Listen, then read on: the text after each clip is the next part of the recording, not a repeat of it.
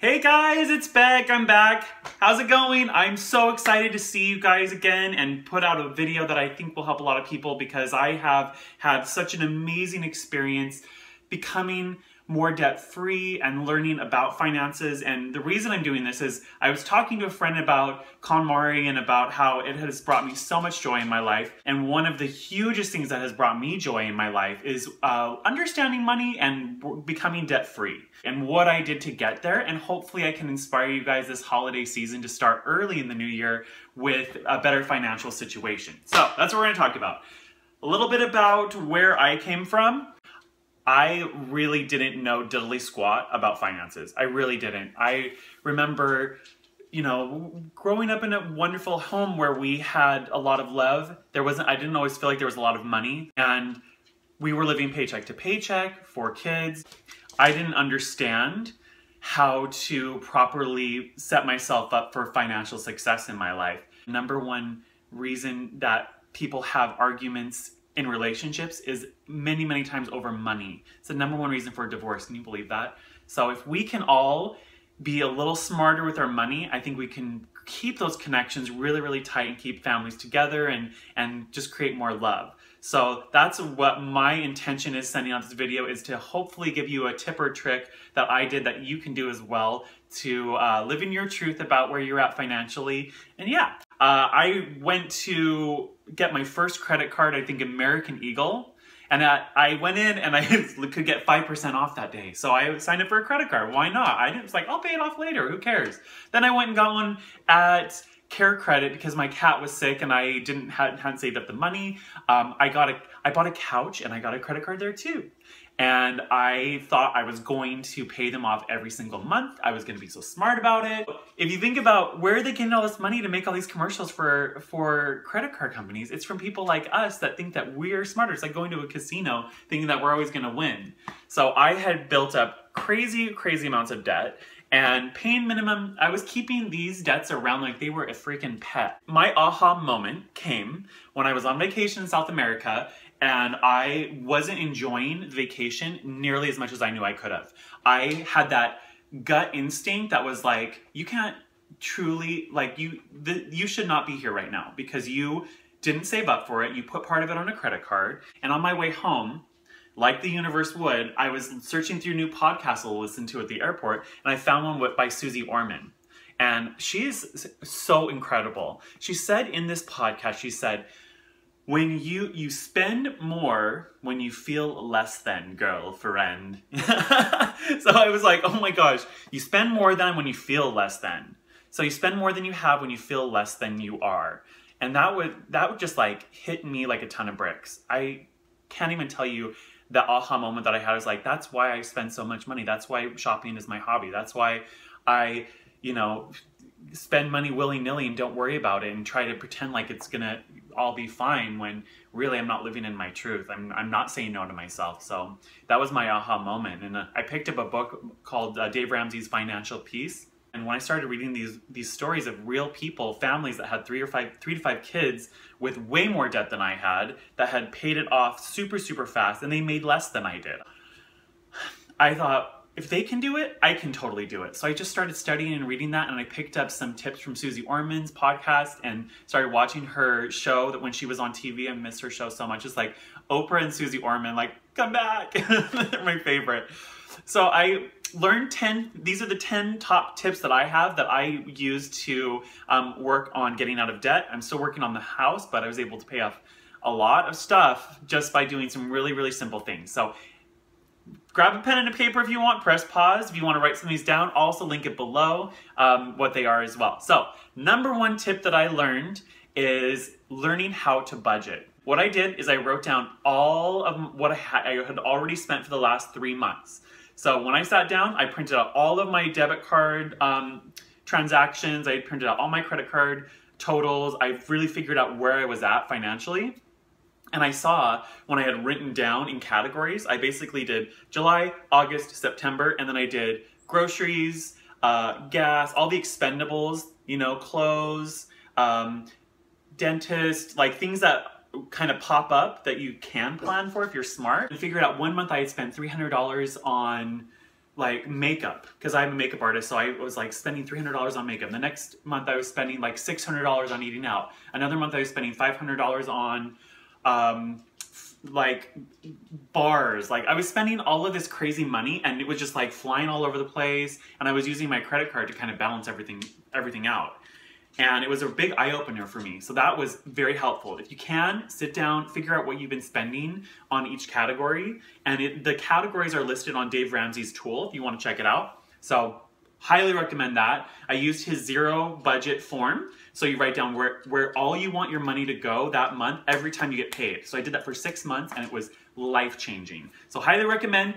Figure out where your money's been going so you know how much you can really truly budget. And then be diligent about budgeting every time you get paid. It will give you so much peace to know where your money's at. And for some people, it might be scary for you to sit down and see actually how much money you owe overall.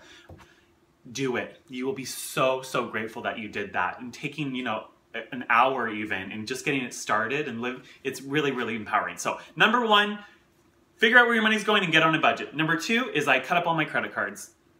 Plain and simple, cut them all up, and I threw them away, and I haven't used a credit card since.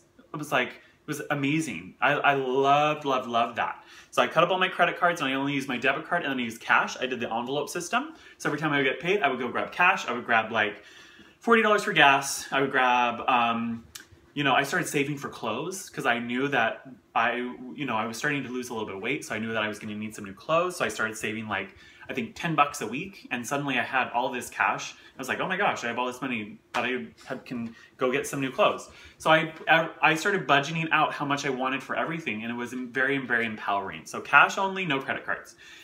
The third thing that I did was I took $1,000 and I scrimped and I saved, and I had $1,000 in an emergency fund. So because I didn't have credit cards anymore, there was nothing to fall back on. So I had $1,000. I sold shoes, I sold clothes. I was just getting rid of so much stuff. And this was even before I discovered KonMari. So if you can imagine, I sold a bunch of stuff and then I did KonMari. Oh my God, how much crap had I accumulated? It was insane amounts of stuff. So I had that $1,000, and wouldn't you know, 3 weeks after I had saved that $1,000, suddenly the car needed new tires and I had the cash. Best feeling ever. It was walking in, cash in hand, buying the tires, no credit card involved. Oh, hello puppy. You wanna see the dog? So this is our new dog. Oh, this is Bo. Isn't he cute? He's a sweet boy. We rescued him. He's a sweet boy. So I had that $1,000, and I was super, super excited to pay for those tires. Okay, and so having that emergency fund is very, very important.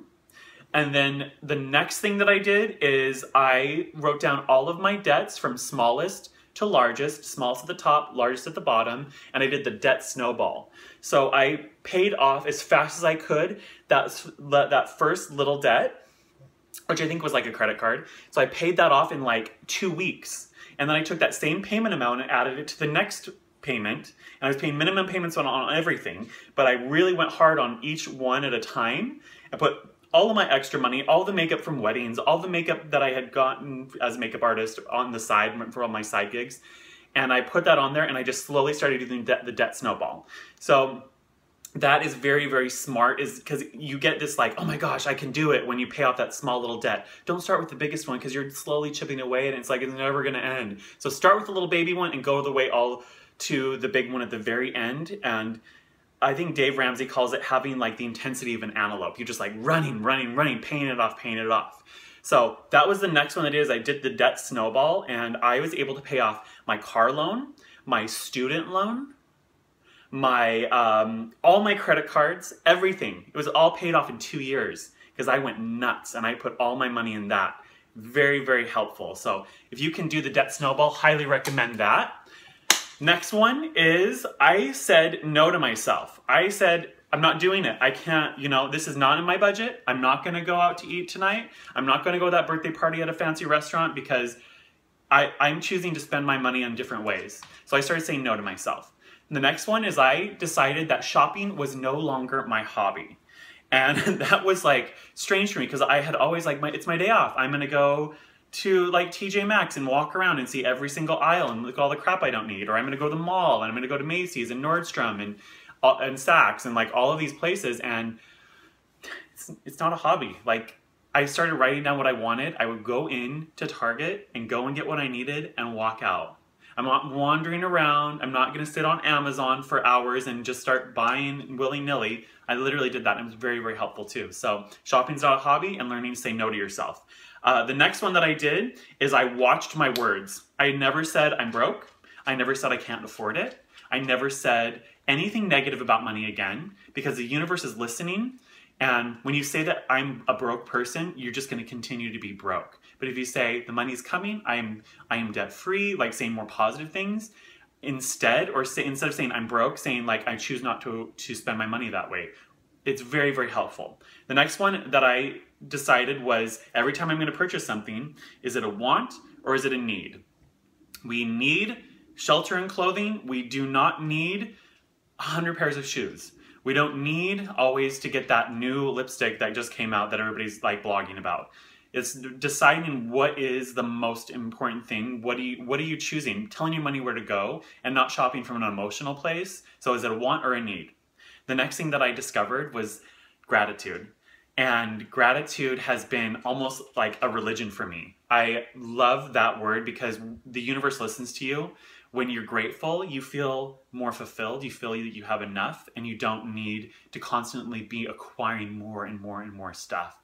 And you can read a great book called The Magic by Rhonda Byrne, I believe, and that will give you some really, really great tips on how to create more prosperity in your life through using gratitude as a tool. I also love listening to Louise Hay videos, and she talks about counting all of the things that you're grateful for every day. I know Oprah, she calls herself Oprah Gratitude Winfrey. You know, people that are really prosperous focus on gratitude. So that's another thing that I focused on. That's been really, really life-changing for me. The other thing that I did is I wrote down a feel-good list. So my feel-good list was things that I could do that make me feel awesome that didn't cost a ton of money. So I really, really enjoyed going to the farmer's market, and I did it once in a while. So I decided I was going to go to the farmer's market every single Sunday, and I was going to cook a new vegetable or fruit that I had never used before. It was super fun. I was going grocery shopping anyways, and I got to watch like fun YouTube videos to figure out how to do it. I also, on my list was learning to be more organized, which is how I discovered KonMari, which I'm obsessed with. I wanted to do lots of different things. I wanted to become more healthy. I wanted to learn more about like fermentation, and I'd always been really interested in like how people make sauerkraut and wine and beer and cheese and all those things. So I just got my feel-good list. So when my days off, shopping's not my hobby, what am I gonna do? Look at the feel-good list. What can I do?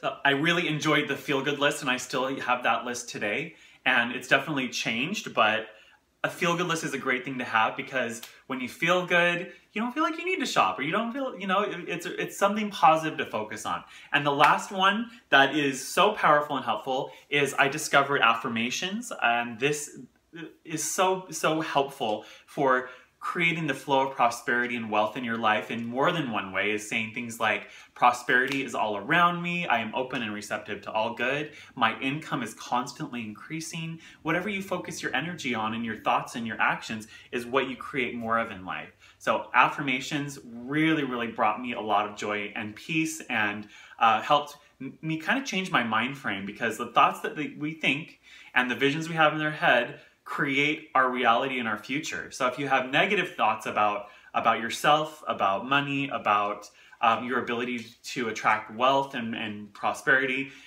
you're going to have negative things come to you. But if you're focusing on things that are more positive, you're going to create more prosperity, wealth, freedom, all of those things. So I know they're a little bit unconventional, but it's what works for me. So if they work for you, I'd be so happy to hear down in the comments below. If there's one or two of these things that you want me to do another video on, or you have a question on, please comment in below as well. And I truly hope this holiday season, you guys have a ton of joy, peace, love. Remember that your presence is your present to people. It doesn't always have to be something monetary to show someone you love them. No, many of us can think about last year. What did we give? What did we receive? We don't remember. it truly is about you giving of yourself sometimes. I think homemade gifts are wonderful as well. So if there's something that you guys want to share as well, please comment below. So grateful for this opportunity to share this with you guys, and sending you guys lots and lots of love. Have a wonderful holiday season. I'll talk to you soon. Thanks. Bye.